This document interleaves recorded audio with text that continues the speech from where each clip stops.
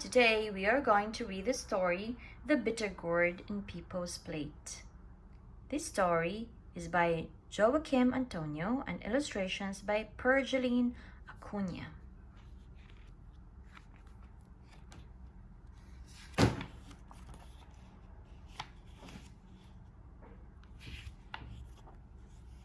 Peepo does not relish eating bitter gourd. It is because it tastes very bitter. Despite the various ways his mother cooks it, Peepo still would not eat bitter gourd. "Let me take care of it," Peepo's father said. Peepo's father cooked ampalaya con carne, or bitter gourd with meat. It is a dish of sliced bitter gourd mixed with ground pork cooked in oil. "I cooked ampalaya con carne for you," Peepo's father said. "Eat it. It's delicious." "I don't like to," Peepo answered. "It tastes bitter." "Ampalaya con carne is nutritious," Peepo's father said, "especially if you take it with rice. You'll have energy, you'll grow tall and be healthy as well." "I don't want to," Peepo answered. "It tastes bitter." "I've already prepared dessert for you," Peepo's father said. "You want dessert? Eat your ampalaya con carne first." "I don't want to," Peepo answered. "It tastes bitter." "Well then," Peepo's father answered, "I don't want food going to waste.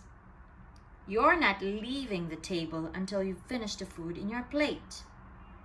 Peepo remained seated quietly. He was used to insisting what he liked or did not like. Slowly, the plate grew until it became an island.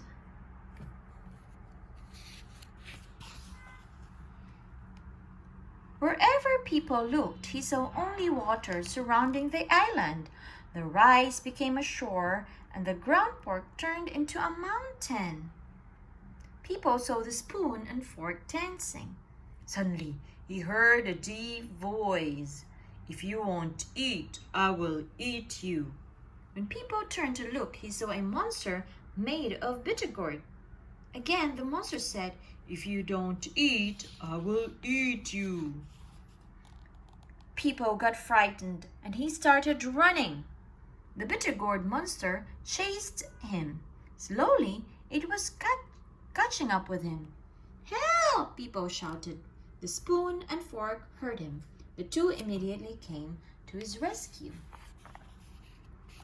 The fork blocked the bitter gourd monster's way while the spoon talked to Peepo. "Hurry," the spoon said. "You have to climb Monte Carlo Mountain. The answer to your problem is at the top." As soon as the spoon said those words, the bitter gourd monster butted the fork. The fork was thrown into the sky.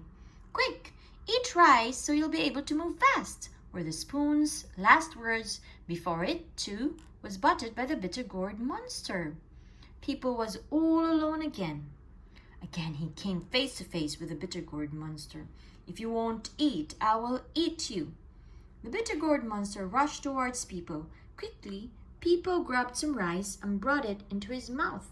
He was filled with energy, and he managed to get away from the bitter gourd monster. In a little while, Peepo reached Monte Carlo Mountain. It turned out to be very steep. Peepo could not see the top from below. He saw from the sky that the bitter gourd monster was approaching. "I must climb the mountain," Peepo said to himself. But he was so small. Peepo tried eating a small portion of the meat. He grew a little. Again he ate some more. Peepo grew some more. Peepo ate some more of the meat. Shortly afterwards, Peepo grew so big and there was nothing left of Monte Carlo Mountain. As it happened, Peepo was overtaken by the bitter gourd monster. Finally, the bitter gourd monster said, "You have nowhere to run to. There's no place you could hide. Be ready and I'll devour you." Peepo stared steadily at the bitter gourd monster. It was now very small, now that he had grown big. What if Peepo said. "I'll be the one to eat you." Peepo picked up the bitter gourd monster and brought it to his mouth. It tasted very bitter. But he felt healthier. Peepo at once ate the shore that was the rice and drank the sea that was the water. In no time, Peepo was able to drown the bitter taste of the bitter gourd. Slowly, the island got smaller until it became a plate which was empty. Very good. Peepo's father congratulated him. "You finished all your food. It didn't taste as bad, did it?" Peepo could not answer. "And because you finished all your food, I'll now serve you a dessert." Peepo's father served pineapple. "Eat it. That's delicious." Peepo does not relish eating pineapple. It feels itchy on the tongue.